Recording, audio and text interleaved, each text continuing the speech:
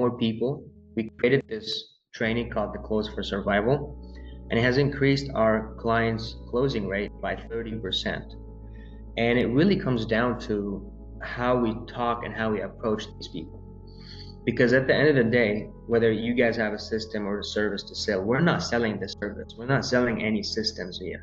We're selling the results. We're selling the outcome, which is, being debt-free, being tax-free, and things like that. So that's something we want to focus on when we're approaching these sales opportunities. And also, like I always tell people, like I ask them, why are you in sales? And typically I get like, I want to help people, I want more time freedom, I want to make more money. Well, you actually have to come off genuinely as you're trying to help more people. And so another thing we ask, most of our clients is like, does your prospect has problems? And they definitely have problems. Like you guys, they could, have problems when it comes to owing taxes, and also maybe they're garnishing their paychecks, or they're garnishing their houses, or whatever that's going on. So sometimes we want to really figure out and probe where is the problem is, and we want to use that problem to close them on the deal or on whatever we're trying to get them to do. So usually we want to find out, why are they not buying? That's one of the things I can use to improve you guys' ads on a daily basis. Why are they not buying? Is it the money issue? Is it the timing? Is it the placement of the ad? Why?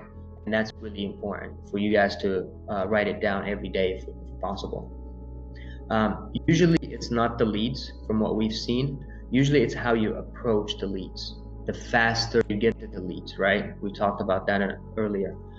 Usually it's not motivation or mindset of the leads. Usually it's just a way of disarming them from being, afraid of salespeople. Usually it's not hard work, because if it's hard work, the people that make the most calls will make the most money. I've seen people that make 30 calls a day and make 20,000 every week, because they just know what they're saying every call that they're on. So how do we know what to say? We just have to be good at problem finding. And being good at problem finding is not being a product pusher. It's more being like a doctor, pretty much asking them the right questions.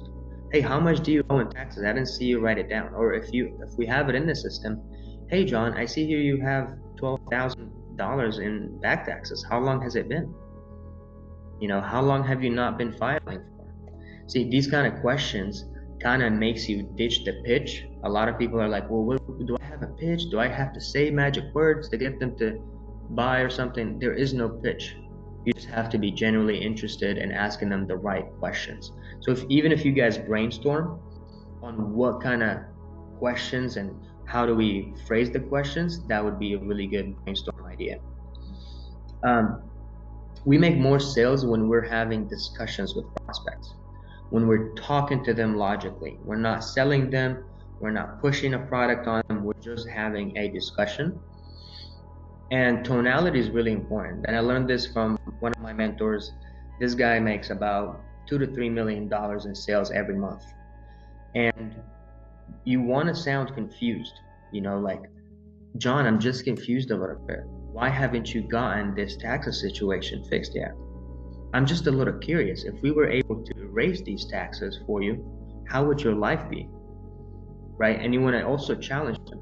Like, I know you might not have the money to do it, but if we challenge you to actually take the step, you don't have to pay this many in taxes, right?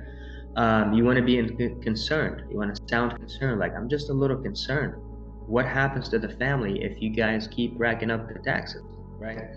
And you also want to be playful. Like when they hop on the call or something, hey, how you doing today? I'm doing good. How are you? Nothing much. I'm just being the boring guy today at the office, just being the dork here. So just be a little, playful, so they know you're a human being just like them. So tonality when approaching every call is really important. If you kind of, and sometimes you want to whisper to them, like between you and I, like, how long has this been going on, man? Like, let's be real, right? So you just want to talk to them like a real human being. Also, like making sure you ask the right questions. Like, for instance, What if you keep doing, or what if you keep these taxes racking up and not getting it resolved? What would happen? You know, instead of, asking them basic questions like pretty much like very surface level, like, are you interested in getting these results? Like, they are interested. That's what they signed up. So you want to ask them more like open-ended and get them to think about the answer almost. Like I said earlier, we have every person that signs up on every ad has a sales resistance. They hate salespeople. They don't like to be sold anything. So we want to eliminate that sales resistance. Sometimes even if you have to tell them like, look, I mean, I'm not quite sure you should work with us. You might not be the right fit. Let me ask you a few questions and maybe figure out if we can help you. Their sales resistance immediately drops because they're like, oh, this guy's not even trying to sell me. He's just trying to help me out, right? So that's one of the things. And so, as you guys know, we have people sign up on Facebook. This is kind of how you want to go about it, but you want to change a few things according to you guys' offer. Hey, John, it's just Yusuf here.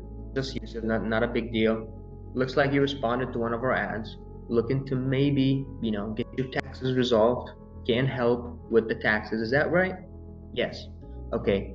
When can we pick a time to kind of like, when you have time to go over it and really get you a tax analysis?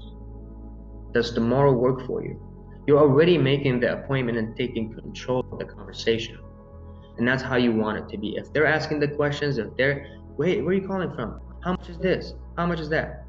They own you, right? So you want to kind of control the conversation by having the right questions. Also, when they book a call, looks like you booked a call with us to possibly get help with tax relief.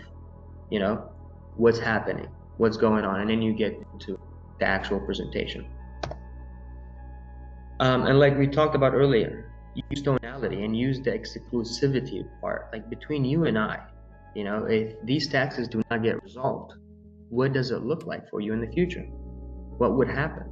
Get them thinking about the consequences of not getting this fixed, right? And at the end of the day, we want to humanize this process because AI is rolling out into Kenji. We have AI booking appointments for you guys. So we have AI voice, and everything will be pretty much, artificial intelligence pretty soon. But the way companies will stand out, in my opinion, is if they have people that humanize the sales process. The more you humanize it and the more people feel like they're working with other people, the more you guys will close more deals. And that's pretty much what this whole presentation is all about. Do you guys have any questions for me or the system as well?